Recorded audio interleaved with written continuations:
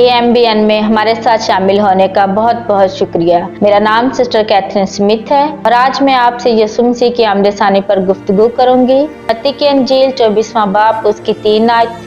शागिर्द यीशु के पास अकेले में आते हैं और कहते हैं कि हमें बता कि ये बातें कब वाक़या होंगी, दुनिया की आखिरत और तेरे आने के क्या निशानात होंगे। और यीशु उन्हें तरतीब से उन तमाम चीज़ों के निशानात बताने लगा जो उसकी दूसरी आमद पर वक़ूअ पज़ीर होंगे, जैसा कि गुमराही,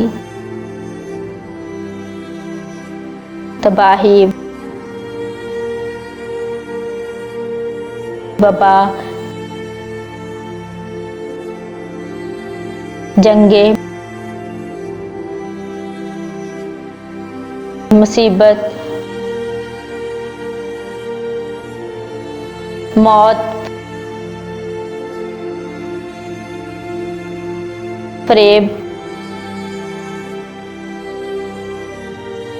झूठा मसीह।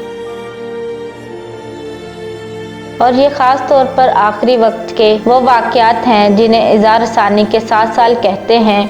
और इस वाक़या को याकूब की परेशानी का वक्त और दानियल नबी के 70 हफ्तों की नबूवत में भी बयान किया जाता है। लेकिन इससे पहले कि हम इन तबाहकुन वाक़यात को समझें, हमें इस बात को समझना पड़ेगा कि यीशु मसीह की दूसरी आमद 2 हिस्सों में होगी जो 7 साल के दौर से अलहदा है। पहला हिस्सा आसमान पर उठाए जाने का है और दूसरा हिस्सा यीशु की दूसरी आमद है। और 2 हिस्सों के दरमियान 7 साल का अरसा है जिसे अज़ार सानी का दौर कहते हैं। और इस पर जोर देना बहुत अहम है क्योंकि इसराइल और कलीसिया 2 मुख्तलिफ ग्रोह हैं। इसराइल कलीसिया नहीं और कलीसिया इसराइल नहीं। इसराइल के लोगों के साथ खुदा के वादे बतौर कौम और कलीसिया के साथ बतौर मसीह की दुल्हन के एक जैसे नहीं हैं। तो आइए हम यीशु की आमद-ए-सानी के पहले हिस्से को देखते हैं जिसे कलीसिया का आसमान पर उठाए जाने के नाम से जाना जाता है, जिसका सादा सा मतलब है ऊपर उठाया जाना, छीना जाना और बाहर निकालना है। हम पहला थस्सलुनीकियों बाब 4 उसकी 16 और 17 आयत में इस वाक़या के मुतालिक पढ़ते हैं। और फिर मुलाहिजा करें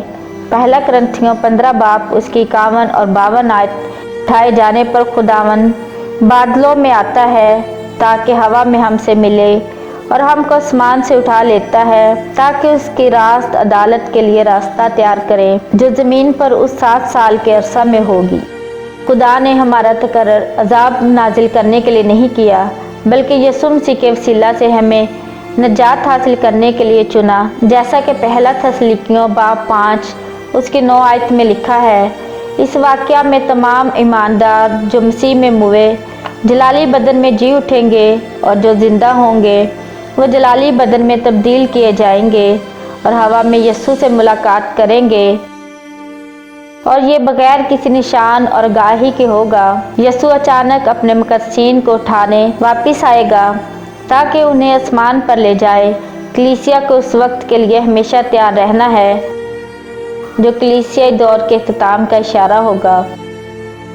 जैसे ही कलीसिया ज़मीन से जुदा की जाएगी तो फिर एक बड़ी अज़ार सानी का वक्त होगा जो पहले इंसानी तारीख में कभी भी नहीं हुआ।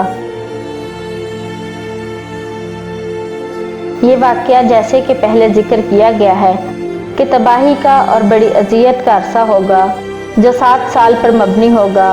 और यह इंसान का इस पर हुक्मरानी के आखिरी 7 साल होंगे।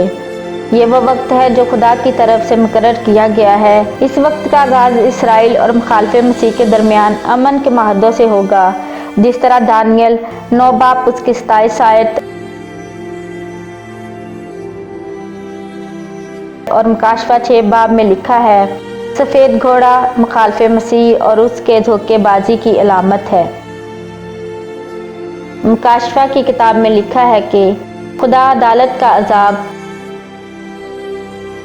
3 मरहलों में उंडेलेगा। 7 मोहरें, 7 नरसिंगे, 7 प्याले। आप ये सब मुकाशफा 6, 8, 9, 11 और 16 में पढ़ सकते हैं। यह अदालत बदतर से बदतर होती जाएगी जो ही वक्त करीब आता जाएगा। बहुत से जंग की तबाहकारियों, भूख, जानवर हत्ता के मुखालिफ मसीह के हाथों से मारे जाएंगे।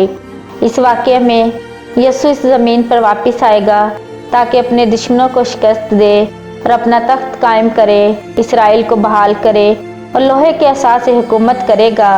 दानियल नबी को इस वाक़ये की रोया दी गई।